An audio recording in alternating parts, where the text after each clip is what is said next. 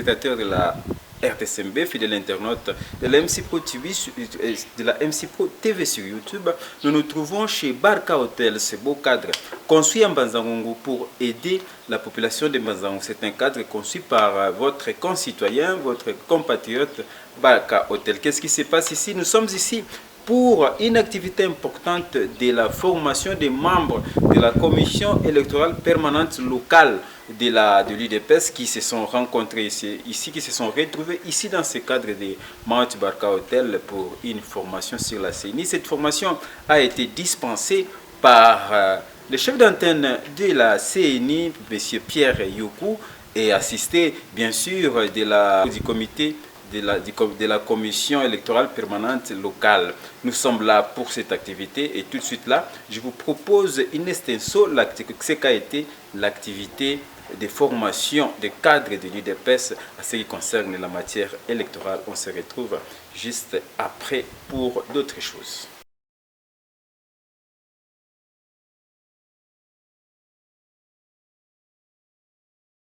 L'Union pour la démocratie et le progrès social, parti cher au président de la République, Fédération de Mbanza-Ngungu, que dirige José Matoko, a organisé le samedi 27 mai 2023, à travers une de ses structures, la Commission électorale permanente locale, un atelier de formation à l'intention de tous ces potentiels candidats aux joutes électorales qui se tiennent le 20 décembre de l'année en cours. Il s'est agi pour le président fédéral José Matoko et l'animateur de la commission électorale permanente locale, le docteur Don Mukuta, qui en assure la présidence, d'outiller les potentiels candidats de l'UDPS sur les spécificités de la loi électorale et du déroulement des opérations liées aux élections. Pour ce faire, la commission électorale permanente locale, CEPEL en sigle, a fait appel au chef d'antenne de la commission électorale nationale indépendante, Pierre Youkou, en sa qualité de technicien en matière électorale. L'expert de la centrale électorale s'est appuyé sur la loi électorale pour relever quelques défis et pour les candidats des partis politiques et pour les candidats indépendants. Il a ressorti une matière que bon nombre de candidats et des Congolais ne soupçonnent pas, le seuil de recevabilité. Désormais, il faudra aux partis ou aux regroupements politiques qui désirent compétir aux élections de 2023 d'aligner 300 candidats sur toute l'étendue de la République. Donc, parti nyonso ou regroupement nyonso, je dis, nous avons une élection, soit bloqué en tant que parti, ou soit bloqué en tant que regroupement. Aucun les deux unités à la fois. Que vous avez un parti, et vous pouvez bloquer sur un regroupement. Non. Là, le dossier vous a écarté. Donc, soit bloqué dans le parti, soit bloqué dans le regroupement. En tant que parti, ce qui doit atteindre 300 dossiers de candidature, vous a éliminé par rapport au seuil de recevabilité des dossiers. Ce n'est pas que les 300 là, dans la circonscription, non, sur toute l'étendue de la République. Les dossiers déposés au Katanga, au Kivu, Baouele, Nord Ubangi, Sud Ubangi, Bandundu, partout là, le Kassai ou Grand Kassai, on fait la sommation. Ah, Bisso parti na Bisso dans l'ensemble, il faut déposer 400 dossiers de candidature. Ok, Boza, va recevoir le dossier d'Abina, donc vous bête un démon, il y a l'élection. Mais ceux qui ont moins de 300, on a 280, 299.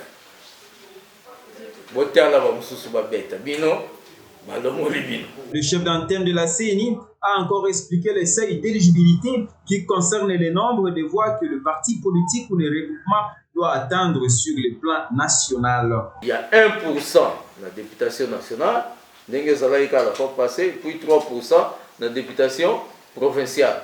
Alors, les 1% là, ça signifie quoi?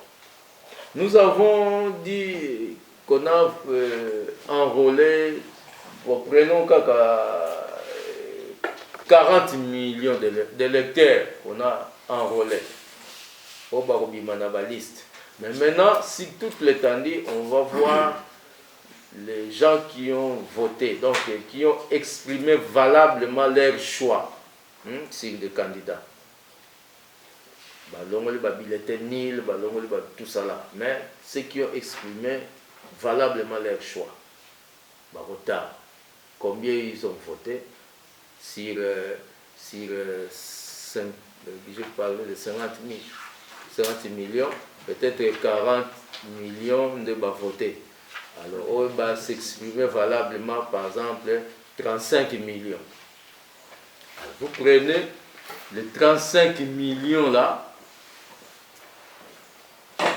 fois 1%. Ça, c'est la députation nationale. Et on paie ça combien? Il y a un chiffre, 3 500 000. C'est ça, je crois. 1%. Hein, il y a 35 millions. C'est 3 500 000. Oui. Alors, les 3 500 000 là, c'est ça le seuil d'éligibilité pour chaque parti politique ou regroupement politique. Le parti politique qui n'aura pas atteint 3 500 000 voix, Azali, écarté. Sur l'ensemble de la République, on a toqué sur l'ensemble. Oui. Parti X, vas-y combien de voix? Ah non, 3 500 000, voire même 4 millions. Ah, ok. Bon, vous avez admis. Donc, na partage à gâteau. Non, na course, c'est ça le métier. C'est qu'il ne faut pas que la siège. Mais pour atteindre un chiffre, on a été. Vous avez écarté. Même dans la circonscription, vous avez combien. Mais d'autant plus que votre parti n'a pas atteint ce seuil-là. Vous êtes écarté. Hein. L'avantage, dans la circonscription, si vous avez pour un candidat qui a 50% de voix, lui seul, il a d'office déjà siège naïe. Donc il est déclaré déjà dans la circonscription comme élu.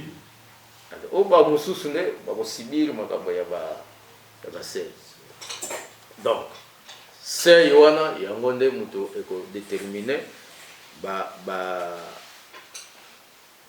on partage à siège.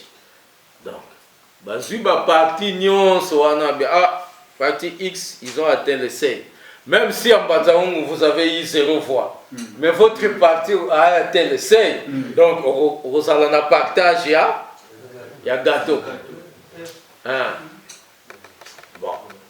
Mathématiquement parlant, on a aussi agité. Sur le plan provincial, la loi électorale a prévu les modalités de l'obtention du titre de député provincial. Comme nous avons 478 députés provinciaux sur l'ensemble de la République, vous prenez aussi ce seuil-là d'abord de 60% de recevabilité des dossiers. Après, on continue à seuil d'éligibilité, il y a 3%. Dans le Moubaxon, vous comprenez. Donc, et on a une circonscription à combien de voter qui réellement, Tali, et puis sous le pourcentage, et Kaboliamo, parti au Bazalaki, admis na seuil éligibilité. Beaucoup ça a 20 partis, admis na seuil d'éligibilité. Mais ce n'est pas les 20 partis-là qui auront les sièges, parce que les sièges, il n'y en a que 6. Les Congolais, du moins les électeurs, doivent savoir que pour le scrutin de décembre 2023, le décompte des voix sera manuel. Celle que les Congolais appellent machine à voter est aujourd'hui réduite en un simple instrument dénommé dispositif électoral de vote. La fois passée, c'était... En fait, ce sont les résultats électroniques qu'on avait publiés. La machine, d'ailleurs actuellement on appelle ça machine à voter comme dispositif électoral de vote. C'est juste un dispositif pour monter à voter et puis biso beaucoup dépouiller peut-être la bulletin manuel et puis vous comparez aux résultats machine à sali, n'a pas besoin manuellement. Même les résultats, c'est le résultat manuel qui sera considéré. Ne voulant pas rester sur leur soif, les participants à cet atelier ont voulu en savoir plus sur les contours de l'actuelle loi électorale. Ainsi, plusieurs questions ont été posées à Pierre Youkou, notamment la prise en charge des témoins des observateurs électoraux, ainsi que les dossiers des candidats dont la date de dépôt est fixée pour le 25 juin prochain. Le chef d'antenne de la CENI a réservé des réponses satisfaisantes à ces questions. pendant les élections, la CENI ne prend en charge que les agents temporaires qu'il recrute comme membres du bureau de vote et les agents de sécurité, dont la police, qui est parfois appuyée par les agents ANER ou DG par rapport aux effectifs qu'ils ont. Donc, ne prend en charge que ces gens-là. Les témoins, les observateurs sont pris en charge par les candidats ou les partis. Donc, les témoins, c'est par les candidats ou les partis, et les observateurs, c'est par rapport à la structure qui les mandate. Oui. Si ce sont des observateurs internationaux ou nationaux comme Senko ou quoi là, c'est Senko lui-même qui prend en charge ces observateurs. Et le candidat a droit à combien de témoins? En principe, le candidat a droit à un témoin dans chaque bureau de vote. Si on a 500 bureaux de vote sur l'ensemble du territoire, donc arrangez-vous pour avoir 500 témoins dans un témoin dans chaque bureau de vote. Mais ce qui est beaucoup plus intéressant, bon, ce qui est un peu demandé, vous voyez les salles de classe que nous utilisons.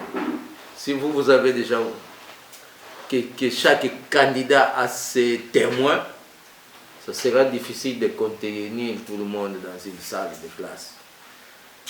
Sinon, vous le faites par rotation, c'est autorisé. Moi, 5 minutes, on a à côté, on a bimi, ainsi de suite. Parce que nous sommes beaucoup dans la salle. Vous avez déjà 500 témoins. Nous sommes beaucoup dans le bureau, ça sera difficile. Au sortir de cet important atelier, les participants de l'UDPS se sont déclarés satisfaits des éclaircissements leur fournis par Pierre Youkou. C'est le cas du futur candidat Constant Manvidila, fils de l'ancien chef de la cité de Mbanza-Mungu, le célèbre Manvidila. Un atelier comme celui-ci ne pouvait qu'être bénéfique pour moi, mais aussi pour mes autres collègues. Étant donné que c'est des ateliers qui nous forment, qui nous préparent pour pouvoir préparer comme il se doit des élections. Parce que vous êtes sans oublier que nous, UDPS, nous poursuivons un seul objectif, c'est celui d'avoir un bon nombre de députés à tout le niveau, mais aussi garantir la majorité à la députation, au chef de l'État aussi pour son deuxième mandat. Quant à la problématique du déploiement des témoins dans les bureaux de vote, le vice-président de la commission électorale permanente locale pour les comptes des cataractes, Dieudonné Matondo, a rassuré l'opinion que toutes les dispositions sont prises en compte quant à ce déploiement. Que na bureau de vote nyonso témoin azala ndenge ba expliquer biso rôle ya témoin azala ka pona bureau moko na kati ya centre ekozala na ba bureau ebele mais témoin azala ka pona bureau moko donc tokosala le tout possible et tokopesa rapport na biso na hiérarchie na makambo nyonso oyo ezotala circonscription électorale na biso toyebi ke ezali circonscription ya monene ezali circonscription oyo bamboka eza bisika na ndenge et puis seni pe lolenge ezali kopanzana seni pe azali ko se déployer na ba village wana et puis biso en tant que IDPS parti politique toyebi ete